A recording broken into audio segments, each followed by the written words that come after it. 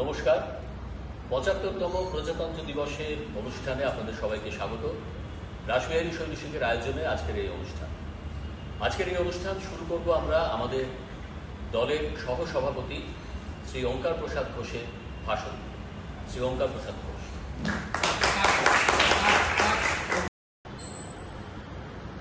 আজ ২৬শে জানুয়ারি ২০২৫।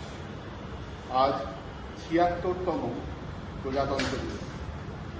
আজ থেকে ঠিক ৭৬ বছর আগে ১৯৫০ সালে ভারতবর্ষকে প্রজাতন্ত্র হিসেবে ঘোষণা করা হয়। এর একটা ইতিহাস আছে। ১৯৪৭ সালের ১৫ই আগস্ট ভারতবর্ষ স্বাধীন হয়। তার থেকে এই যে সময়ের ব্যবধানটা ভারতবর্ষকে প্রজাতন্ত্র হিসেবে ঘোষণা করা, এর পেছনে একটা কারণ আছে। ভারতবর্ষ স্বাধীন হওয়ার পরেও ভারতবর্ষের সংবিধান লেখা শেষ হয়। সেই সংবিধান লেখা সময় লাগে ২ বছর ১১ মাস ১৮ দিন মতো। এই সময়ে এই ২০৪৭-এর পর থেকে এই সংবিধান লেখার কাজ চলে বাবা সাহেব আম্বেদকরের তত্ত্বাবধানে, এবং ২৬শে নভেম্বর ১৯৪৯ সালে ভারতবর্ষের সংবিধান লেখা শেষ হয়। কিন্তু সেই দিন থেকেই প্রজাতন্ত্র দিবস ঘোষণা করা হয়নি। একটা সময়ের ব্যবধান ছিল। অফিসিয়াল বা সরকারিভাবে স্বীকৃতি পায় ভারতবর্ষ ১৯৫০ সালের ২৬শে জানুয়ারি। সেই হিসেবে এই দিনটি অত্যন্ত গুরুত্বপূর্ণ, কারণ ভারতবর্ষের যে রাষ্ট্র ব্যবস্থা, তার যে স্বকীয়তা, সেটা লুকিয়ে আছে আমাদের সংবিধানের মধ্যে। আর এই সংবিধান স্বীকৃতি পায় রাষ্ট্রের জন্য ১৯৫০ সালে। এবছরের আমাদের theme golden moments, heritage and development. আমরা সেই লক্ষ্যে কাজ করে যাব আমাদের নিজের মতো।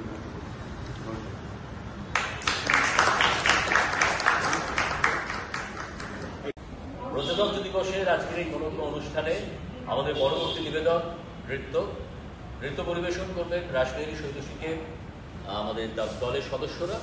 উপস্থিত রয়েছেন আমাদের দলের সদস্য অরূপ, প্রজ্ঞা, সুদীপ্ত, জেবা, সুচন্দ্রা এবং দিয়া। শুরু হচ্ছে নৃত্যানুষ্ঠান। ভারতবর্ষের মানচিত্রের উপর দাঁড়িয়ে আমি পথ হারিয়ে ফেলেছিলাম। নিঃশব্দ রাত্রির দেশ, তার উপরে একজন নিঃসঙ্গ মানুষ। অদূরে খাজুরাহ মন্দিরের চূড়া, মিথুন মূর্তিগুলি দেয়াল ছেড়ে লাফ দিয়ে উঠেছে আকাশে। নীল মখমলে শুয়ে নক্ষত্রদের মধ্যে চলেছে নৈসর্গিক প্রেম। আমি যে কোনো দিকে যেতে পারি, অথচ আমার কোনো দিক নেই। ভারতবর্ষের মানচিত্রের উপর দাঁড়িয়ে আমি পথ হারিয়ে ফেলেছিলাম। সেই দিনটি ছিল বর্ষণসিদ্ধ। মাঝে মাঝে এমন হয় আকাশ নিচে নেমে আসে, গাছগুলি দুহাত বাড়িয়ে ডাকে, এসো এসো। বোঝা যায় এখন এই পৃথিবী মানুষের জন্য নয়, বস্তু বিশ্বের মধ্যে চলেছে গভীর দেয়া নেয়া। বিদ্যুৎ শিখার মধ্যে রয়েছে গহন কোনো বাণী। রোমাঞ্চিত হয়ে উঠেছে পায়ের তলার মাটি। এইরকম সময়ে দিক ঠিক করা সহজ নয়। আমি পা বাড়িয়ে থাকি, কিন্তু কোন দিকে যাব জানি না। ভারতবর্ষের মানচিত্রের উপর দাঁড়িয়ে আমি পথ হারিয়ে ফেলেছিলাম।